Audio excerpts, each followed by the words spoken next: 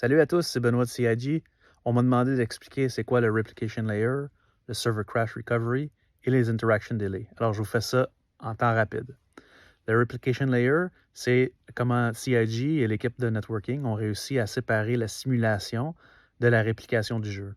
La réplication, c'est quand il faut mettre à jour tous les clients. Donc, par exemple, s'il y a un vaisseau qui se déplace, un personnage qui saute, quelqu'un qui tire avec un arme à feu, il faut envoyer des événements pour que le client soit updaté lui aussi et puisse faire les mêmes actions. Donc, c'est en temps réel, distribuer des messages à tous les clients qui sont connectés pour s'assurer que tout le monde voit la même version du monde. Donc, la réplication, normalement, c'est le serveur de jeu qui le fait. Dans la nouvelle architecture de server meshing, on a déplacé cette logique-là dans un nouveau service qui est externe, qui s'appelle le Replication Layer. Lui contient toute la représentation du monde dans sa mémoire. Donc, tous les processus qui modifient le monde écrivent à travers le réseau sur le Replication Layer, qui lui a tout ça en mémoire et fait sa persistance avec un autre système qui s'appelle l'Entity Graph, qui est la grande database, la grande base de données qui contient toutes ces informations-là. Donc, le Replication Layer, c'est ça c'est ça son travail.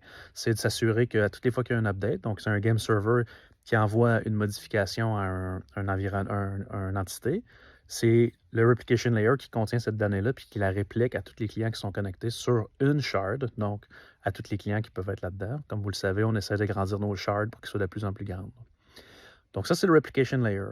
Server Crash Recovery, maintenant, c'est la nouvelle méthodologie que nous avons avec le Replication Layer qui nous permet de récupérer l'état du monde, même si le serveur de jeu crash. Donc, dans le cas où on est dans un setup où on a le Replication Layer en place, si un serveur de jeu crash, puis ça peut être assez fréquent, pas nécessairement, on ne veut pas que ce soit fréquent, mais c'est quand même là qu'il y a le plus de risques.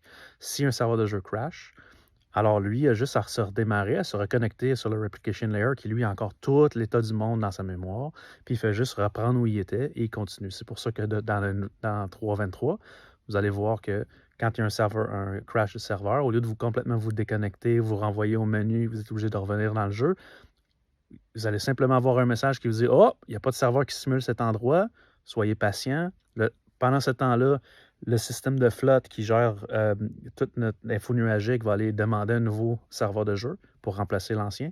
Il va se connecter, il va continuer à simuler et vous allez pouvoir continuer votre jeu sans même être déconnecté. Donc, vous pouvez le voir dans 3.23, on a eu plusieurs server crash pendant le développement déjà. Les joueurs restent connectés pendant des heures et n'ont pas besoin de se reconnecter et surtout, perdent rien. Donc, c'est ça, le Replication Layer, le Server Crash Recovery.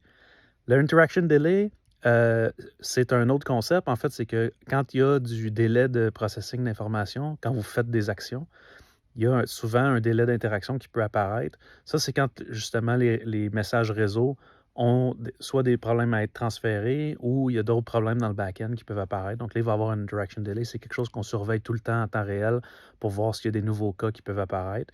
Nécessairement, plus on optimise, moins il va y avoir d'interaction delay. Merci!